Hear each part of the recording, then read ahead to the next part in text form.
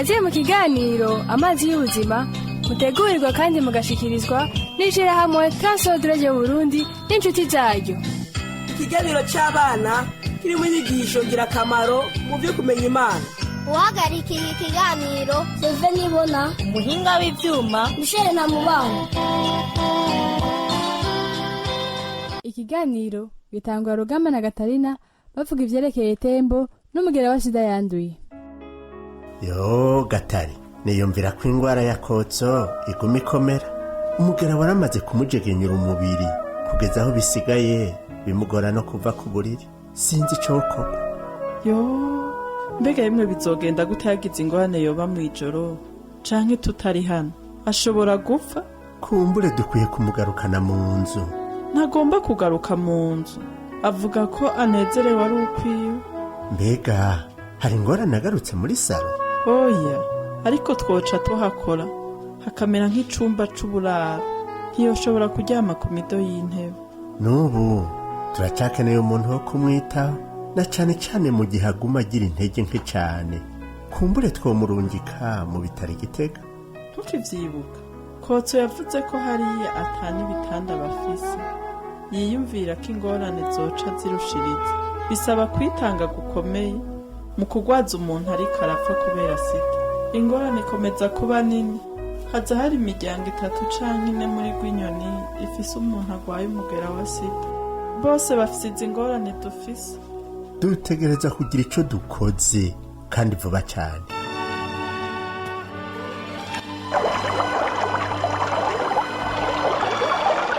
Nyokuru n'abana barepfa musi ya cagiti kinini bikinze mu gatutu.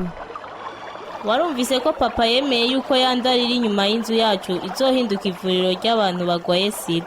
Niyumvira ko ari vyiza. Ico nico nayo ari gukora. Bibiliya bivuga mu buryo butomora. Marita, soma mu Matayo igice ca 25 kuva ku murongo wa 34. Haravuga ibizoba igihe cyo guca urubanza rw'Imana. Baza abagororotsi bazomubaza bati mwami, twakubonye ryari ushonje tukakugaburira, canke ufise inyota tukaguha icuna? Twakubonye ryari uri ingenzi tuguha indaro? Twakubonye ryari ugwaye canke uri mw'ibohero tukaza kukuraba? Umwami nawe azobishura ati, ndababwira ukuri ko mwabigiriye umwe muri aba bene data bari hanyuma y'abandi, ni jewe mwabigiriye. Yozefu, ibyo uvuze ndavyemera. Ni vyiza ko natwe nk'abantu ba Yesu twokora uko nyene. Kumbure tworonka n'akaryo ko gusangira ijambo ry'Imana.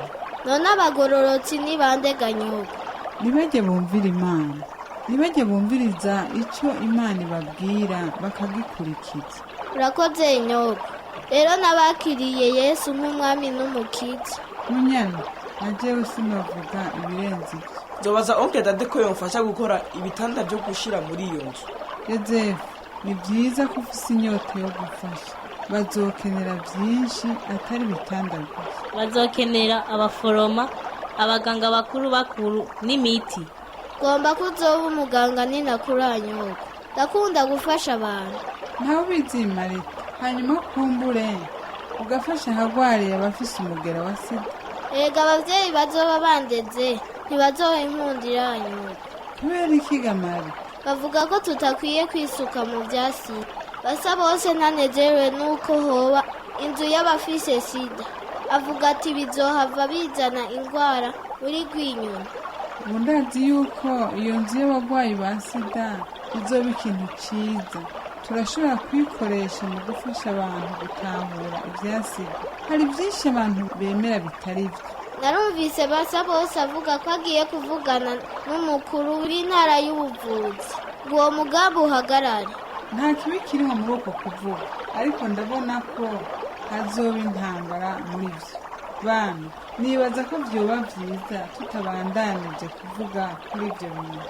Abakuze bazotorera umuti izo ngorane. Nyoko, hari ico kurya ufise?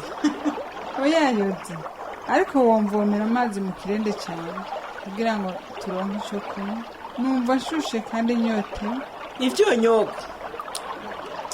urakoze yotse muraziga abana igihe cyose niyumviriye uru ruzi nama nibaza ku bya yesu we mazi y'ubuzima.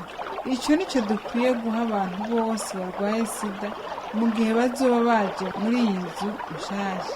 Amazi y'ubuzima ava kuri yesu, icyo nicyo gikuru twobafashisha. ngaya amazi y'inyobwa. Urakoze yotse.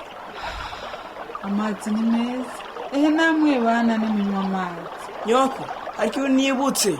Tubwire, wibutse ikigayotse. Papa yavuze yuko atamahera bafise yo kubaka inzu y'abafise sida, kandi yavuga ko atabona neza aho yokura ayo mahera.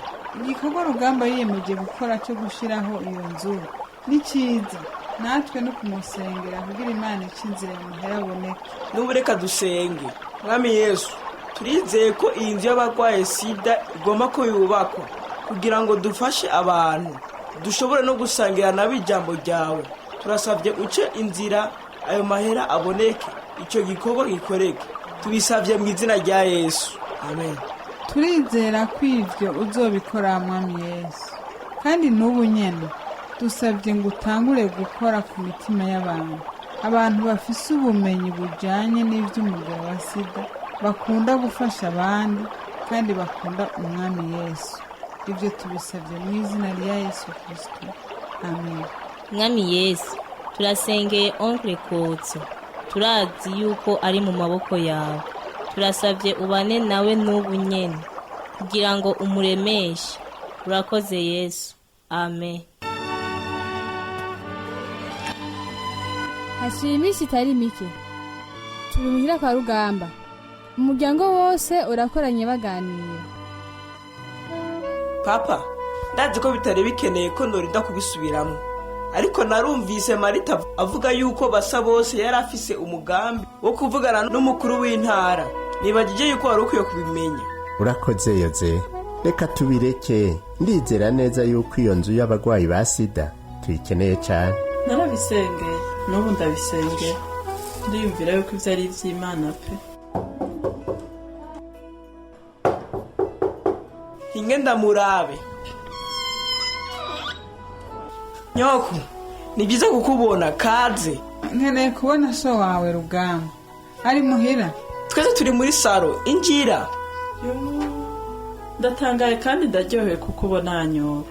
Kaze wicara, twoguha agakawa. Nizeye ko ntabaciriyemo. Eka ntuduciriyemo. Nyoko urari ngara kurondera papa. Wakoze kuza Nyoko.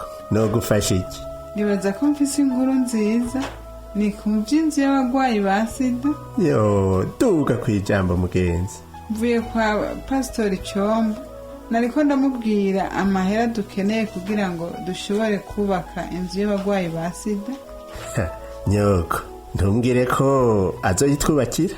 Yaravuye mu nama y'abarongozi b'amashengero bose bo muri Giheta ngo bariko bavuga ibya sida, barabira hamwe ingene bo kubaka inzu y'abarwayi ba sida. Sindavyemera. Yambwiye ngo agomba ko mwovugana, yibaza ko bazoshobora kurondera amahera akenewe bakayubaka. Imana ishimwe. Urabona rero Rugamba, nakubwiye yuko Imana izokwishura amasengesho yacu. Sindavyumva. Ntivyumvikana. Ubu nije ngenda. Ni intumwa ije kutubwira ko turonse ya mahera yo gushiraho yandi.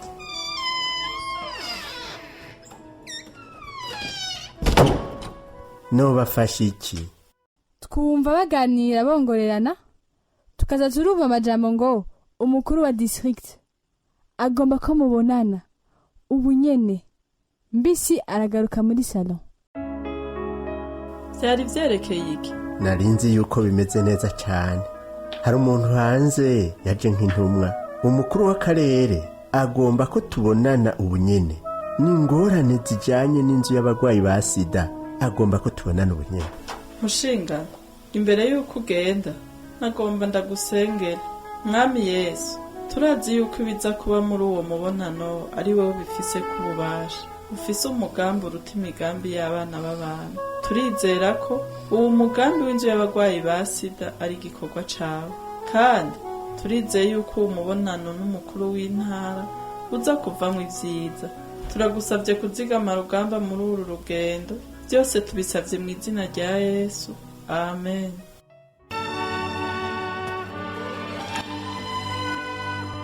mbisi aragenda kubonana n'umukuru w'intara. Gatarina nawe asigarana n'abana imuhira, kubera ko amashuri azotangura ejo. Abana bariko baritegura. Ubu rero buzoya na simbizi, mwitegure, muzotangura ishuri ejo. Si ngomba ko ejo mu gatondo hogera hakiri ivyo dutegerezwa kurondera. Yozefu, wobafasha kwitegura? Ego mama. Nonega mama, twe dutegerezwa kuja kw'ishuri. Ego simbizi, mutegerezwa kuja kw'ishuri. Twarateguye uwuzosigara arafasha papa wanyu. Ingorane mfise nuko abandi bana bantuma gatoki bavuga ivya papa wanje na mama wanje. Simbizi ivyo avuga n'ivyo.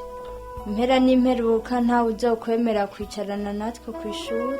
Ivyo ntibigwagari ku mutima Buzoya. Tuzoba turi kumwe nawe hariya. Sivyo Gamunyana? Niyumvira ko ahubwo Simbizi ashobora no kuba mu ishure yanje. Dushobora gufashanya. Urakoze Munyana, ariko none nanje wonkenera ngo ndagufasha iki? Ndacibuka ivyashitse mu mpera z'umwaka. Marita yari yahaye ubuzima bwiwe Yesu. Abagenzi biwe bamwe bamwe baca baramwanka urunuka, batangura kumucokora.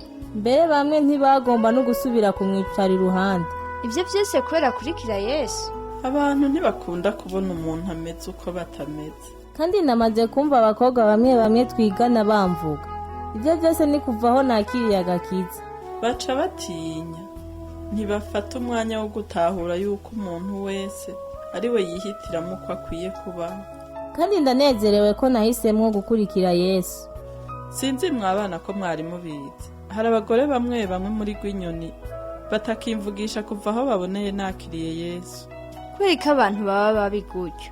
Ijambo ry'Imana rirabivuga muri Yohana 15 umurongo wa 18 kugeza ku 19 ngo isi ni yabanga, mumenye ko jewe yabanje kunyanka itarabanga.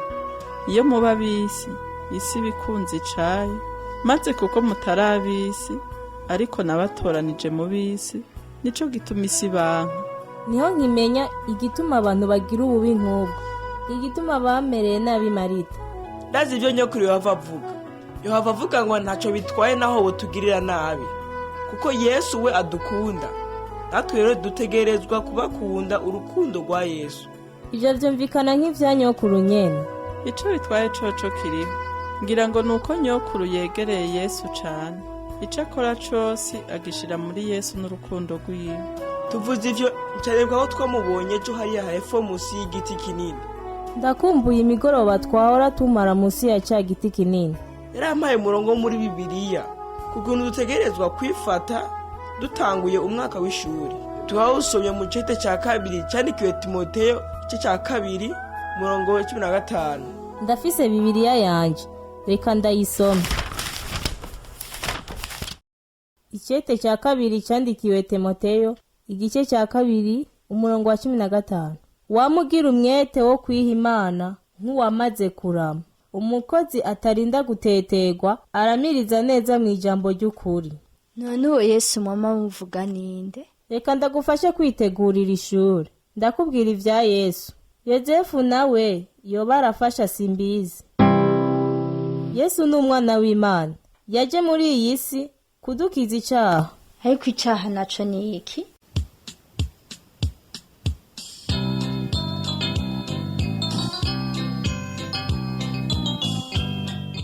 Ico kiganiro amazi y'ubuzima mwagishikirijwe n'ishirahamwe TWR Radio Burundi n'inshuti zaryo. Ababashikirije ico kiganiro naba abana Sengiyumva Emmanuel, Daniel Nibona, Grace Nibona, Dushime Anne Siela, ijwi rya nyokuru Consolate Kabura, umumenyereza w'igikino Samuel Sabimbo. Hagize ico ugomba kubaza canke gutunganira, twandikire TWR Radio Burundi, agasanduka posita 1140 Bujumbura. Itelefone ni 22 24 26 57. Murakoze.